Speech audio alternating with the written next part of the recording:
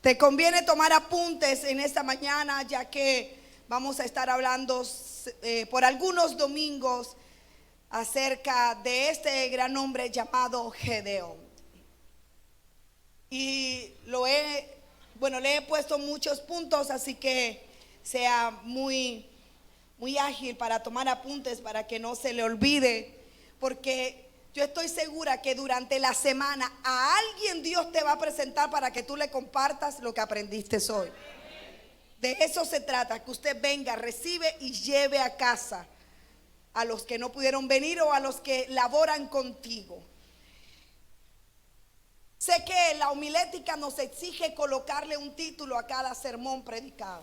Y había muchos títulos que yo podía colocarle a este mensaje. Y creo que cada domingo tendrá un título diferente. Pero hoy quiero hablar bajo el tema un guerrero oculto. No vengo a hablar de un guerrero escondido, vengo a hablar de un guerrero oculto.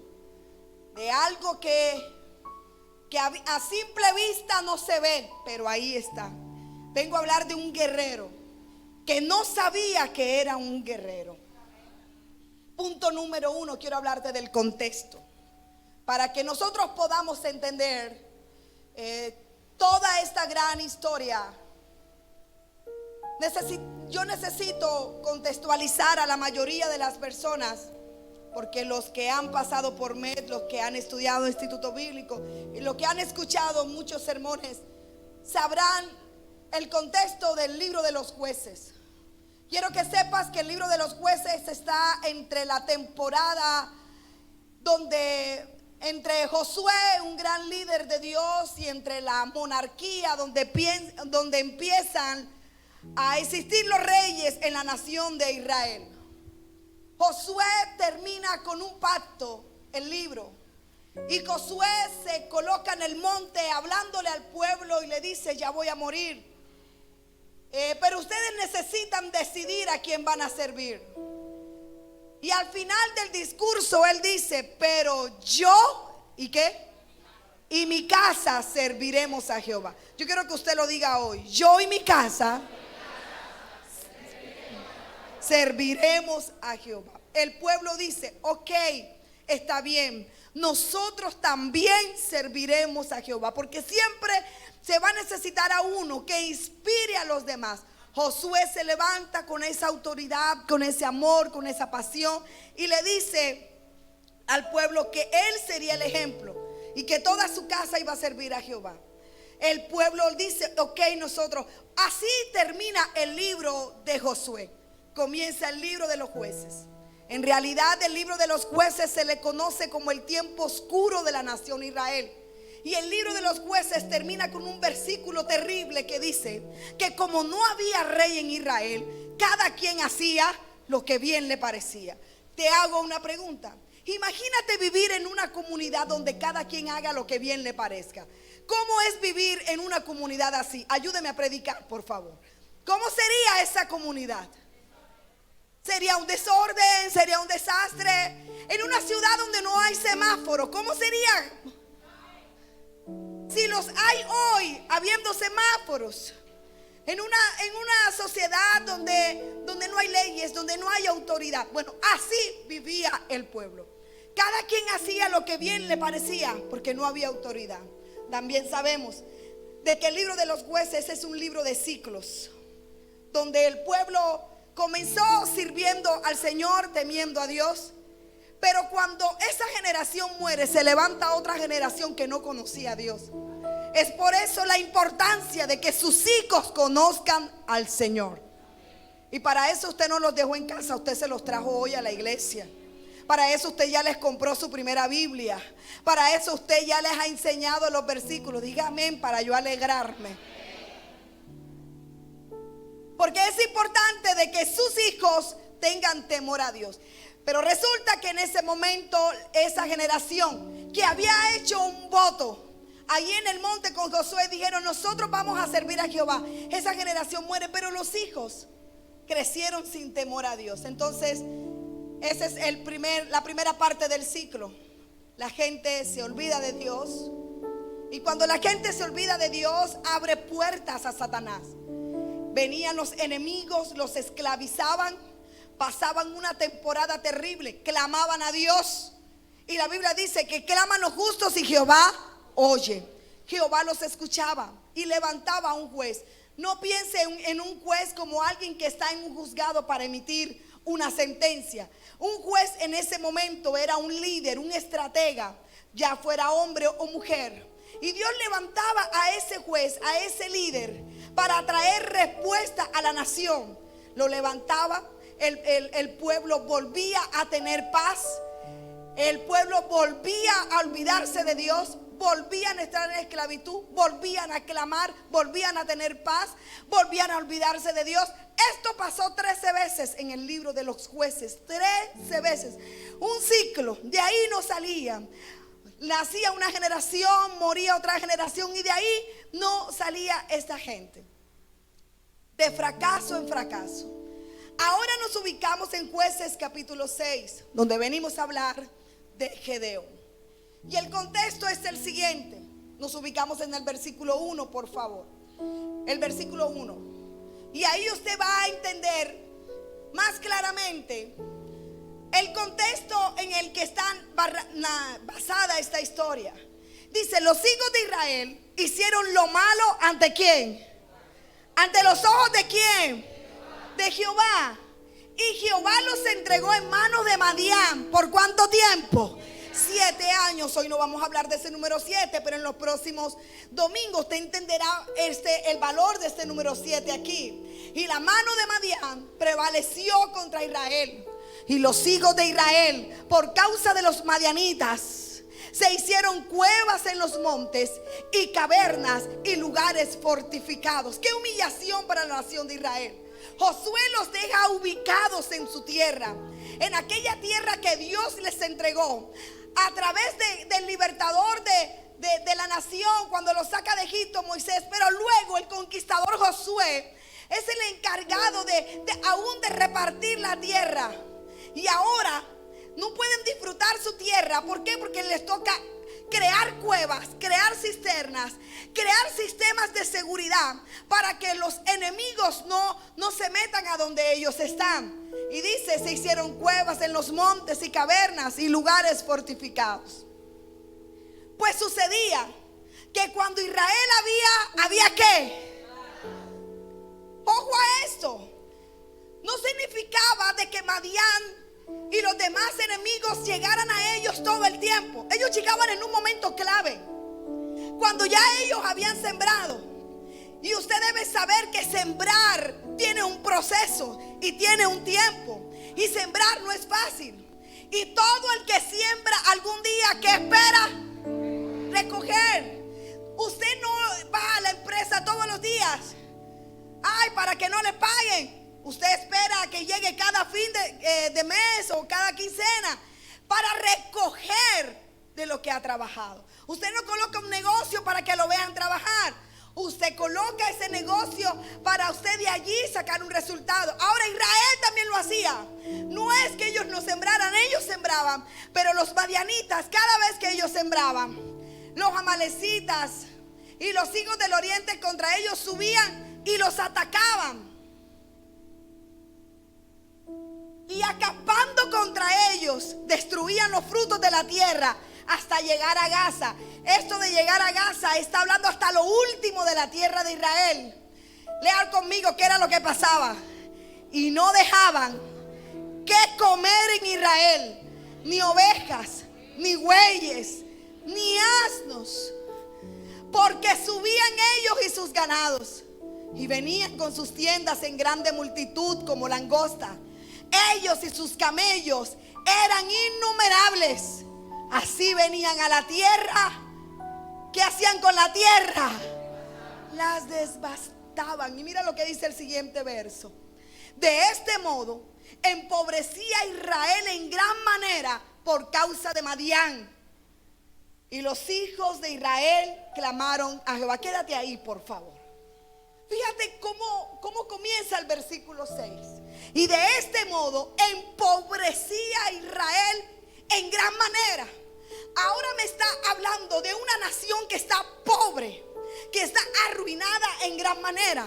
Oye, a los que tenían a Jehová, el Dios que dice: yo soy el dueño de ¿qué? Del oro y de la plata, y que le había dado promesas de ser fructíferos, de ser gente tan poderosa, que Jehová les dice: ustedes no van a pedir prestado, a ustedes le van a ir a pedir prestado. Esa era una gran promesa. Pero escuche esto: ahora yo estoy frente a una nación que está pobre, que está arruinada.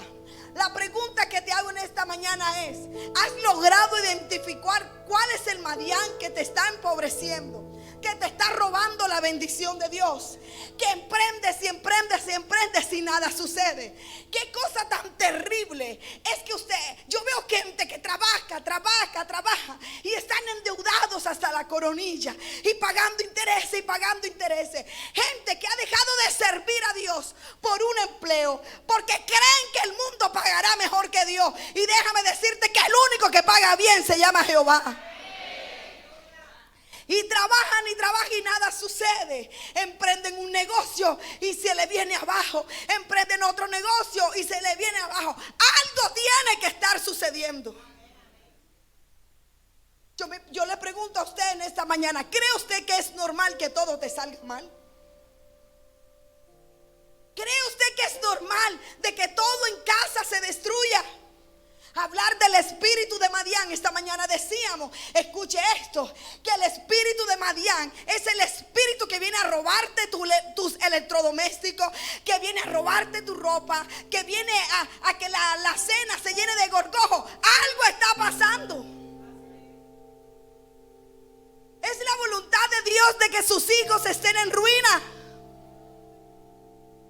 ¿O qué padre quiere ver a sus hijos aquí mal? Todo el mundo quiere ver a sus hijos bien. Pues Dios es mejor padre que usted, y Dios quiere que a usted le vaya bien. Y esa era la condición de este pueblo en estos momentos. Punto número 2: hubo un clamor. ¿Qué fue lo que hubo? Pero Joel, fíjate esto: pasaron 7 años para que el pueblo clamara. Y esta mañana preguntábamos: Anderson, ¿por qué esperar 7 años para clamar? Ayúdeme a predicar. ¿Usted qué cree? En la mañana fueron muy certeros en su respuesta. Dígame usted, ¿por qué cree usted que el pueblo demoró 7 años para clamar a Jehová? No escucho. ¿Por orgullo? ¿Por apatía? ¿Por conformismo? ¿Por falta de confianza? ¿Rebeldía? Todo eso es correcto. Pero ¿sabe cuál es la respuesta más certera? Y es que el pueblo por 7 años hizo todo a su manera y a su forma. Y la oración para ellos no fue su primer y único recurso. La oración para ellos fue su último recurso. Hay gente que no le da el valor que necesita la oración en la vida suya. Déjame decirle que la oración y el clamor no debe ser el último recurso, debe ser el primero. Antes de que usted atraviese por las cosas, ya usted tiene que estar en oración. 7 años. ¿Qué es lo que yo veo acá? Veo, como dijo Anderson, falta de confianza. Usted debe saber que la oración tiene poder. Pero la gente empezó a hacer las cosas a su forma. En vez de orar, se hizo una cueva. En vez de orar, se metieron en cavernas. En vez de orar, empezaron a tener un sistema de seguridad. Escúchalo, por favor. No se trata de lo que tú hagas, sino de lo que tú le permitas hacer a Dios por ti. ¿Tú sabes cuánta gente está haciéndose cueva y no ha rendido su vida al que todo lo puede? Quizás tienes tiempo de estar luchando con lo mismo. Y tú dices: no, es que yo le pido a Dios. ¿En serio? ¿De verdad? Hay gente que tiene años que no sabe lo que es doblar las rodillas delante de Dios.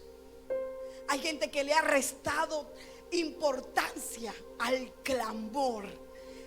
Porque aquí estamos hablando de que el pueblo clamó, y clamar es diferente a orar.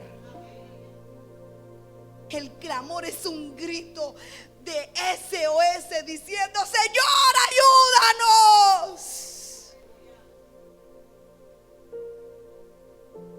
¿Qué vas a esperar para rendir tu vida al Señor por completo? ¿A que todo esté peor? Si en la oración hay deleite. ¿Qué hay en la oración? Y esta gente no había colocado la oración de primero, no lo había colocado. La oración debe ser lo primero que usted haga al dormir, lo primero que usted haga al levantarse, porque la oración te va a dar paz en medio de la tormenta. Punto número 3. El clamor activa la voz de Dios. ¿Qué es lo que hace el clamor?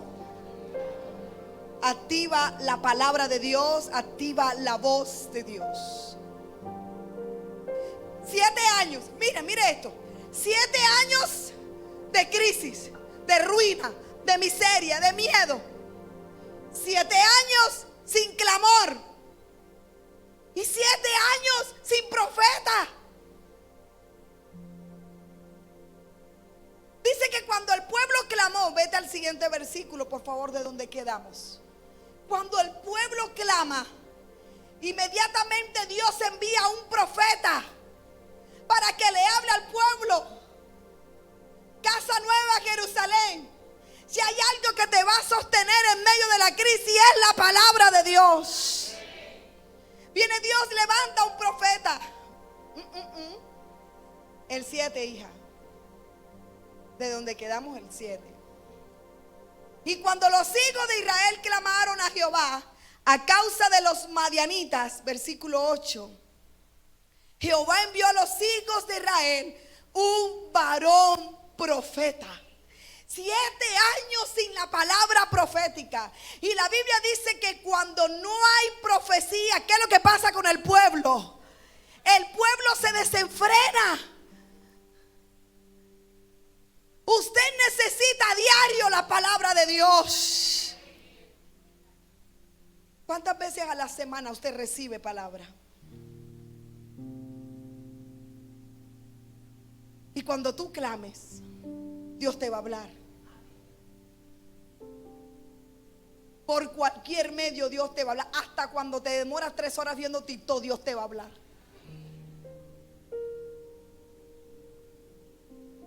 Porque mientras haya un pueblo que clame, siempre habrá un Dios que hable. Y el pueblo clamó. Y cuando Dios escucha la voz de su pueblo, es entonces cuando Dios viene a hablarle a ellos. Pero ahora el profeta viene en versículo 8 y empieza a recordarle algunas cositas que al pueblo se le había olvidado. Hay gente que dice: ay, es que a ti te gusta echar las cosas en cara. Es que hay gente que hay que recordarle algunas cosas.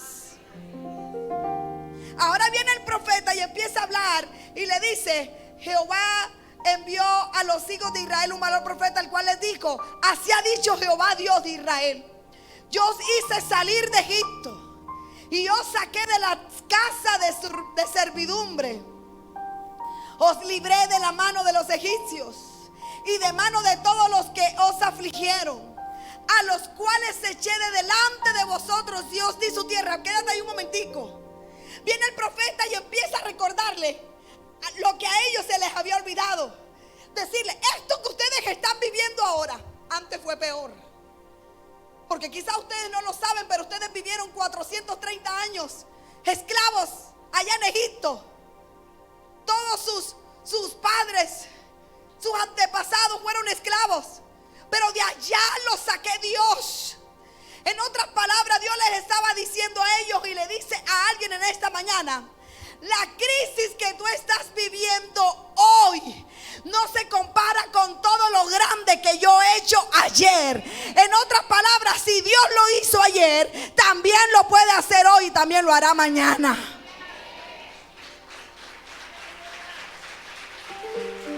Aleluya. Viene Dios, empieza a recordarle: ustedes están en una tierra que no era de ustedes. Están disfrutando una tierra que era de los heteos, de los fereceos, de los jebuseos. Y yo a ellos los saqué para dártela a ti. ¿Tú sabes cuántas bendiciones tú tienes sin haberla trabajado? Y que Dios se la quitó a otro para dártela a ti. ¿Y se te olvidó? Y viene Dios, el siguiente versículo. Y les dije: yo soy Jehová vuestro Dios.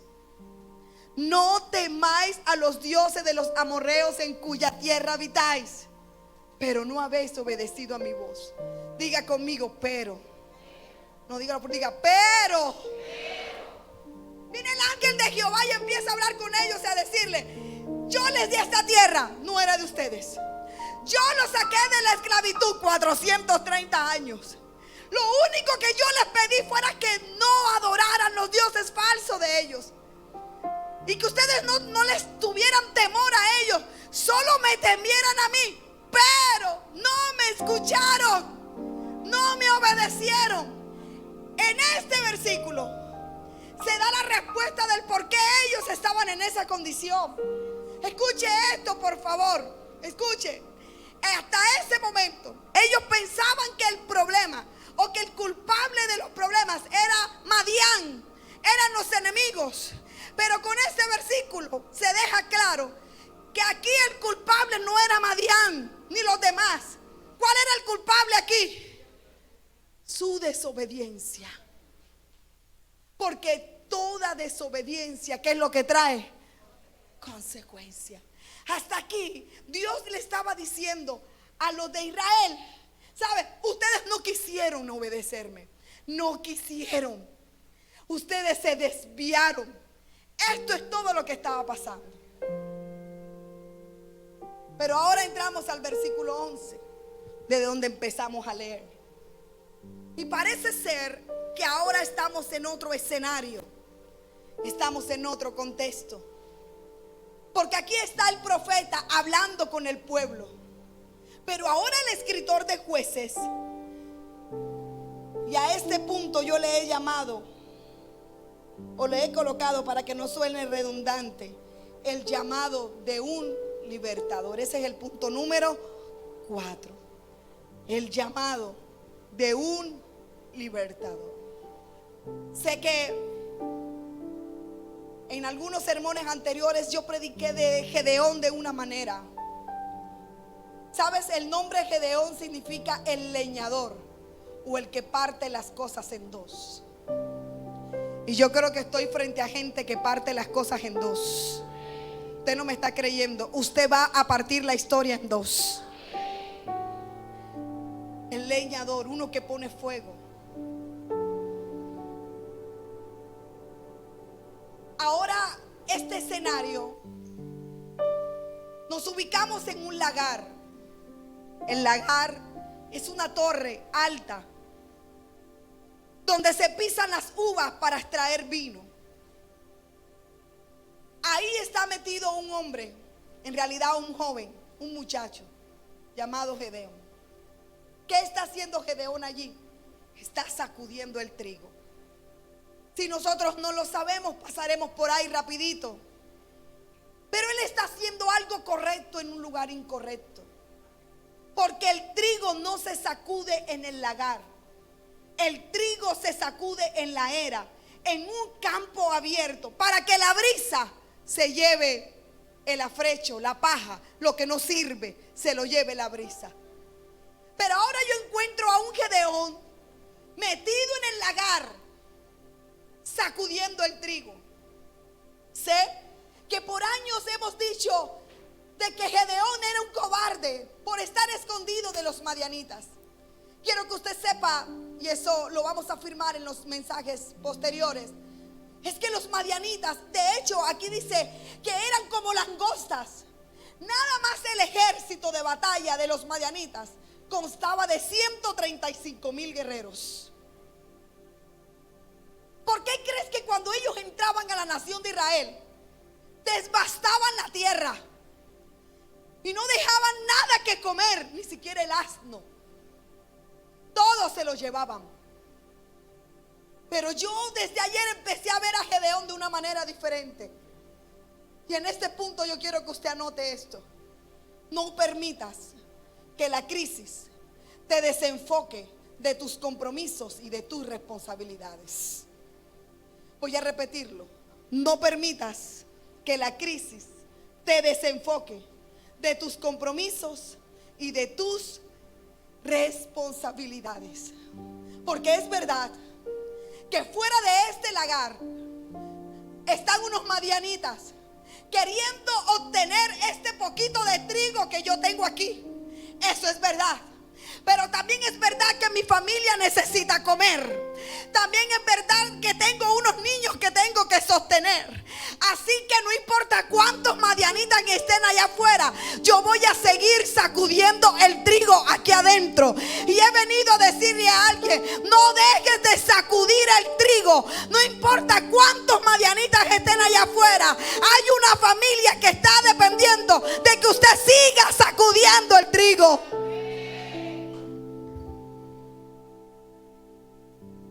Lo más fácil en medio de la crisis es meterse en una cueva.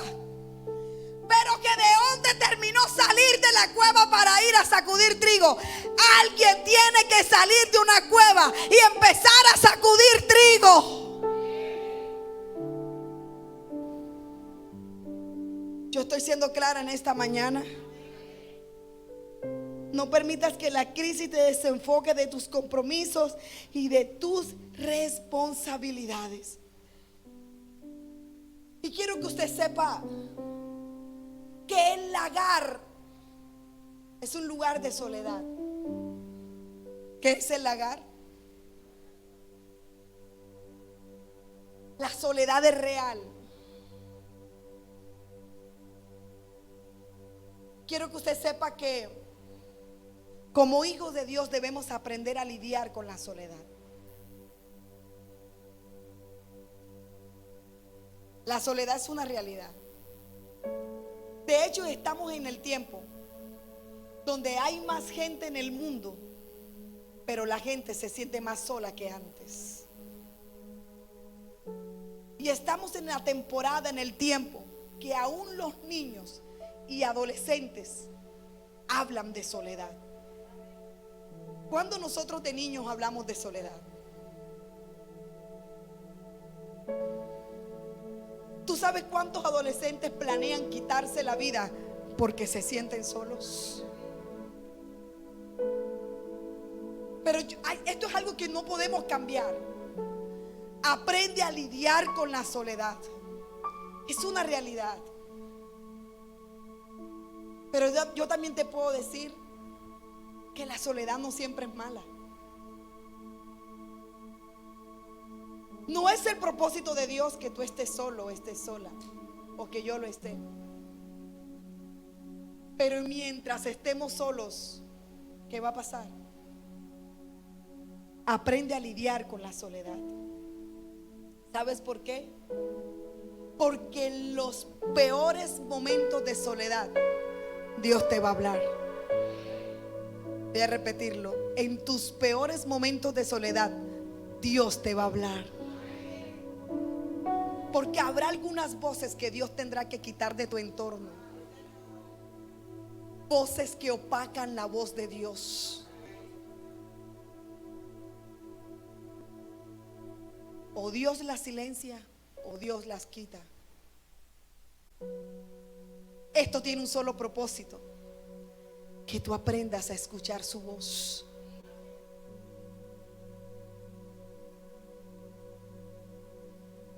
Si hay algo que les he enseñado siempre, y es: una cosa es estar solo y otra muy diferente es sentirse solo.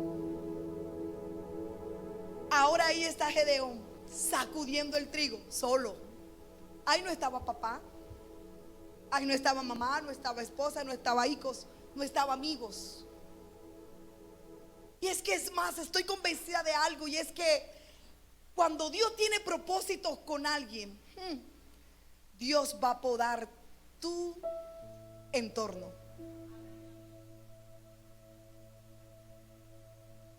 Deja de quejarte porque la gente se está yendo de tu lado. Quizás es Dios que los está quitando. Es Dios quien los está quitando, para que te enfoques en su voz. Porque de algo estoy convencido, y es que en tu peor momento de soledad Dios te va a hablar. Y ese es nuestro punto número 5. El ángel se le aparece y le dice: Jehová está contigo. Carlito, yo me preguntaba algo. ¿Qué estaría pensando Gedeón en ese momento como para que el ángel viniera con un mensaje tan claro y tan directo? Mira, él no viene con una taza de café ni le dice: ajá, Gedeón, ¿cómo está la cosa? Mira, muchacho, ¿y qué? Cuéntame de tu vida. No, no, no. Algo tenía que haber en la mente de Gedeón que a Dios no se le escapa. Porque yo no sé con qué pensamientos usted ha batallado en esta semana. Dios conoce tus pensamientos. El único que no conoce tus pensamientos es Satanás. Él puede meter pensamientos, que es otra cosa, pero eso usted los tiene que echar fuera, no aceptarlos en su mente. Escúcheme esto.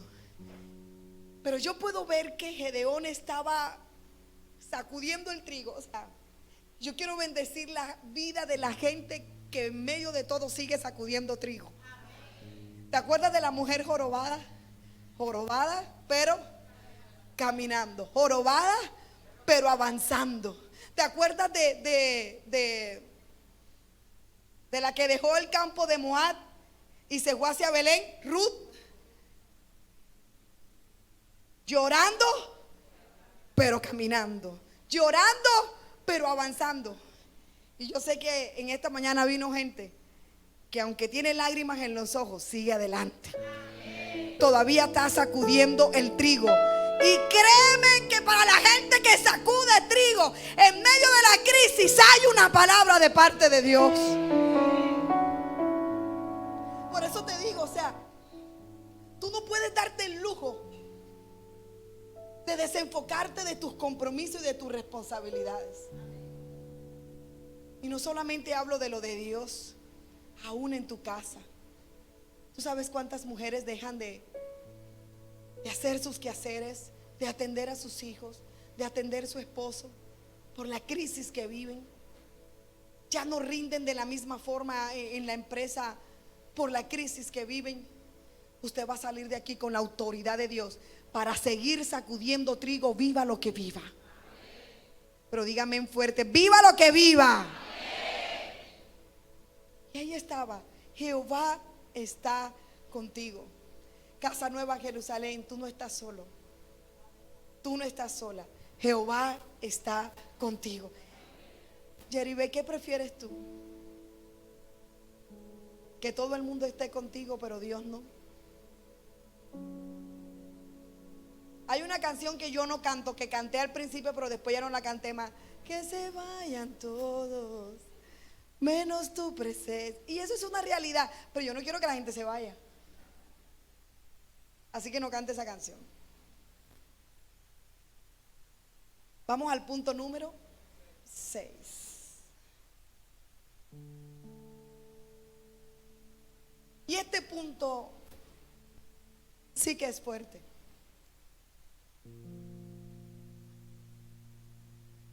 Pidis, y cuando yo preparaba este punto pensé en tu familia.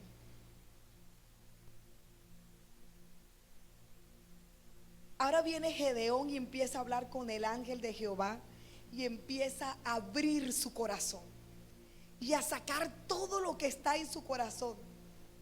Y empieza a decirle: ¿qué? ¿Qué es lo que tú me estás diciendo a mí? De que Jehová está conmigo. Y si Él está conmigo, ¿por qué nos ha pasado todo esto? Entonces la pregunta que salta en esta mañana es: ¿cuántas veces has culpado a Dios de la crisis? ¿Habrá alguien aquí que alguna vez le ha echado la culpa a Dios? Yo. ¿Habrá alguien honesto aquí que ha peleado con Dios alguna vez? Y que le has cuestionado y le has preguntado. Porque cuando yo empiezo a leer cada palabra de Gedeón, empieza a decirle: te vienes a meter aquí a mi lagar, te vienes a meter aquí a mi soledad, te vienes a meter aquí donde estoy sacudiendo el trigo, para decirme que Jehová está conmigo. Jehová está conmigo, y mira todo lo que nos ha pasado.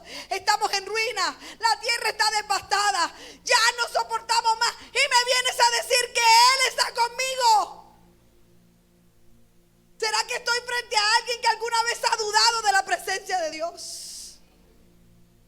De la existencia de Dios.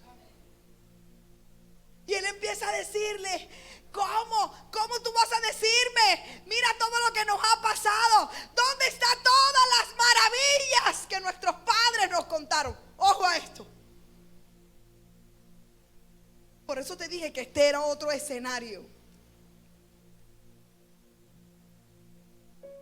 Los primeros versículos está el profeta hablando con el pueblo y le está diciendo: esta tierra se las dio Jehová. Fue Dios quien nos hizo libres, fue Dios quien nos bendijo. Pero Él les dijo que no se postraran ante los dioses paganos, pero ustedes desobedecieron.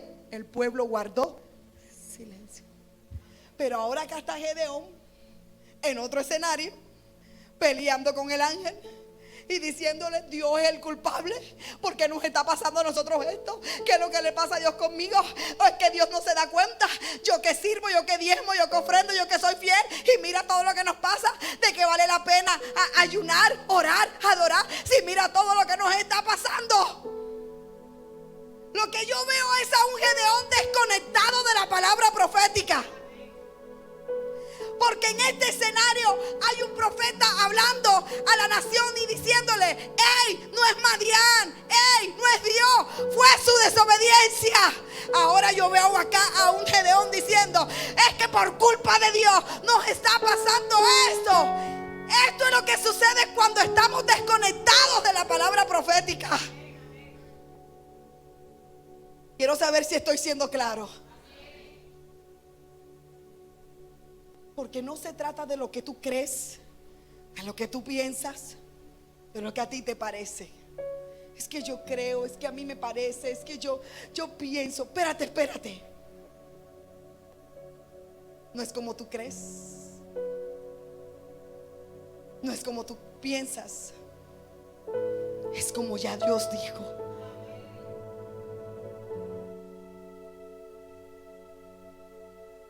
Yo sé lo que es pelear con Dios muchas veces, y la noticia que te tengo es que nunca he ganado.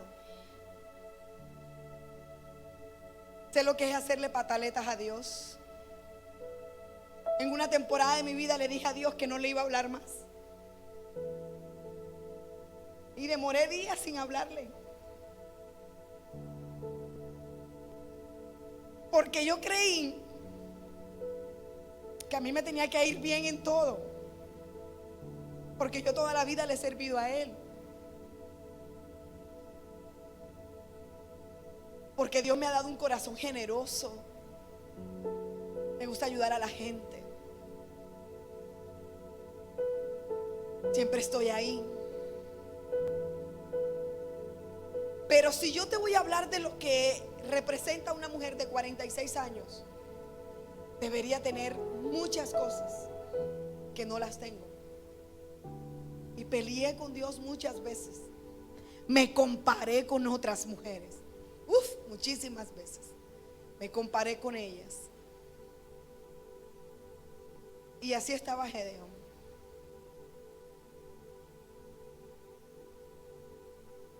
Pero ¿sabes qué? El siguiente punto me estremece. Jairo, ponte ahí, por favor. Porque si él es Gedeón, y si Sarai fuera el ángel de Jehová, yo cogiera a Gedeón y le diera un cocotazo y le dijera: ¡y toma! cabezón, cállate la boca, irrespetuoso. ¿Cómo se te ocurre hablar así de Jehová? ¿Cómo se te ocurre culpar a Jehová de todo lo que tú estás viviendo? Porque Dios actúa de manera extraña. Cuando a Job le pasó todo lo que le pasó, que perdió a sus hijos, sus bienes, su salud, lo perdió todo y todo el mundo lo dejó. Job cuestionó a Dios y le dijo: Dios, esto, lo otro. ¿Sabes qué viene Dios? Dios le hace 63 preguntas a Job. Le dice: ¿dónde estabas tú cuando yo hice el cielo? ¿Dónde estabas tú cuando yo creé la naturaleza? ¿Dónde estabas? 63 preguntas. Job no tenía respuesta ninguna. Pero ahora con Gedeón es otra cosa. Y el siguiente punto, número 7, es: sino que Jehová lo miró. Pero ¿por qué el escritor de Jueces tiene que poner esto? ¿Acaso ya no estaban hablando?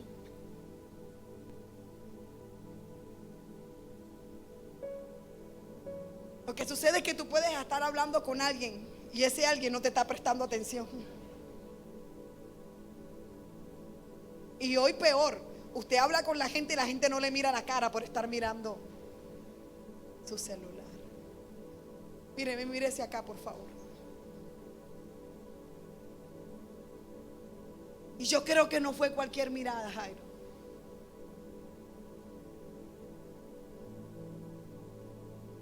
En mi humanidad yo hubiese preferido que lo cascaran, que lo regañara por irrespetuoso. Y esta mañana le decía a la iglesia: los líderes cristianos necesitamos aprender a mirar más que hablar.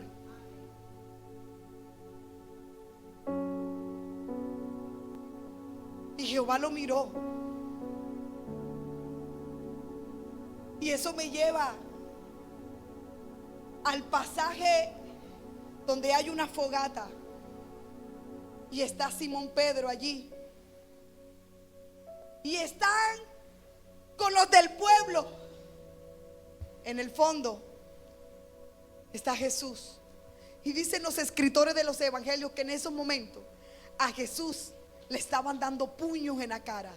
Dice que le pegaban con palos, lo escupían, lo injuriaban. ¿Sabe qué dijo Isaías? No vi en él parecer, estaba deformado. Pero mientras a Jesús le estaban dando puño, palo, lo escupían, Pedro estaba recibiendo calor. Y los que estaban allí alrededor le decían: tú tienes que ser de ellos. Es que tú hablas como Jesús. Es que te pareces a Jesús.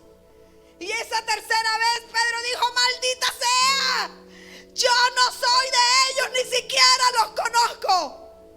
Y en ese mismo momento Jesús lo vio.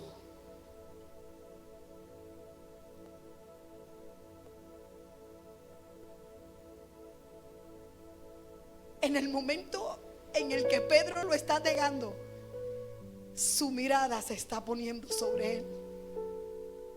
¿Cómo cree usted que fue esa mirada de Jesús para Pedro? Tuvo que ser una mirada tan cargada de amor que Pedro se levantó de ahí donde estaba y se fue, dice la Biblia, a llorar amargamente. Se había dado cuenta que le había fallado al que había creído en él. Ahora está esa misma mirada en Gedeón. No hay un regaño. Por eso es que yo digo que yo nunca voy a entender esa gracia exagerada de Dios para amarnos. ¿Cree usted que Gedeón se merecía un regaño de parte del ángel? ¿Cuántos hubieran regañado a Gedeón aquí? Levante la mano, los que hubiesen regañado a Gedeón.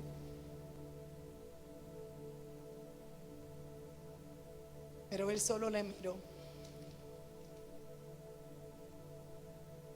Gracias, Jairito. Yo no sé si ese es el orden que está ahí escrito, pero si hay algo que usted debe saber es que Dios no te ve como tú te ves. Voy a repetirlo. Dios no te ve como tú te ves. Porque cuando Gedeón tiene el encuentro con el ángel, más adelante vamos a explicar esta teofanía de Dios, Dios en forma de, aquí es el ángel. Dios le dice a Gedeón: yo te veo fuerte, te veo valiente, te veo guerrero. Pero Gedeón se veía indefenso, incapaz, miedoso, temeroso. Pero con lo que Dios le estaba diciendo a Gedeón, le estaba diciendo: este es tu estado actual, pero yo te estoy viendo cómo será tu final. Y quiero que usted sepa que cuando Jeremías se veía un espejo, veía un niño, pero Jehová veía un profeta. Cuando David se veía un espejo, veía un pastor de ovejas, pero Dios estaba viendo a un rey. Cuando Esther se veía en un espejo, veía una mujer bonita, de semblante bonito, de figura bonita, pero Dios estaba viendo una reina, una mujer de autoridad que iba a salvar a la nación de Israel. Cuando Pedro se veía un espejo, veía un pescador, veía un hombre iletrado, pero Jesucristo estaba viendo a un ganador de alma, que mañana más tarde, cada vez que Pedro caminara, nada más su sombra iba a sanar a los enfermos. ¿Cómo te estás viendo tú hoy?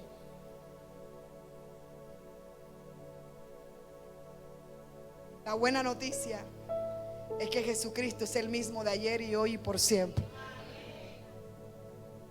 Y sé que suena fácil predicarlo, porque cada una de estas personas tuvieron que ser procesadas para convertirse en lo que Dios había dicho de ellos. José, tú vas a ser un gobernador, pero tendrás que pasar por el dolor, por la traición, por la calumnia, por la cárcel, para que puedas llegar a ser el gobernador. Esther, cuando Esther llegó al palacio, Esther iba convencida que cumplía los requisitos para ser la reina de esa nación. Pero ahora te tendrás que meter en 12 meses de proceso, de mirra, de amargura, de lágrimas, para que sepas que no se trata de ti, se trata de Dios. ¿Cuál es el otro punto? Quiero llevar como el mismo orden. No lo tienes. Ok.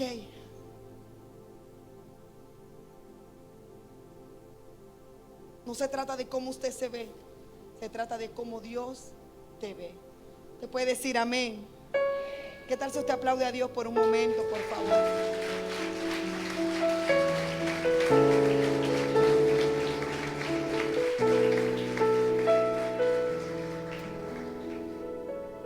Hay 3 razones por las cuales Gedeón no acepta el llamado de Dios. Y le dice: tú me estás mandando a mí a libertar la nación. Y le dice 3 cosas. Número 1, que él era pobre. ¿Él era qué? Pobre. Número 2, pertenecía a la tribu más pequeña, que era la de Manasés. O sea, no era una tribu que tenía poder, que tenía autoridad. Y número 3, él era joven. Es decir, puso su edad como excusa. 3 razones por las cuales Gedeón no se sentía apto para esto.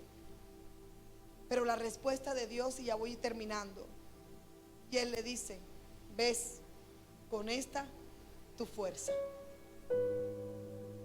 ¿Cuál fuerza?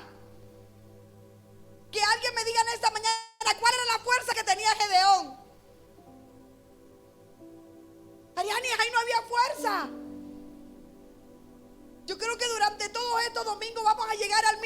Punto. Gedeón, no se trata de ti. No se trata ni siquiera de cuánto dinero tú tienes en el banco. No se trata de cuán poderosa sea tu familia. No se trata de la edad que tú tengas. Se trata de quién es el que te está llamando. Y él le dice: ves, con esta tu fuerza. Qué lindo es saber que tú y yo servimos a un Dios que puede multiplicar la fuerza de quien no tiene ninguna.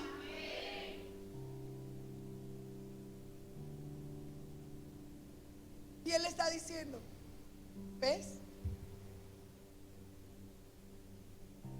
Y cuando yo preparaba esto, yo decía: Dios mío.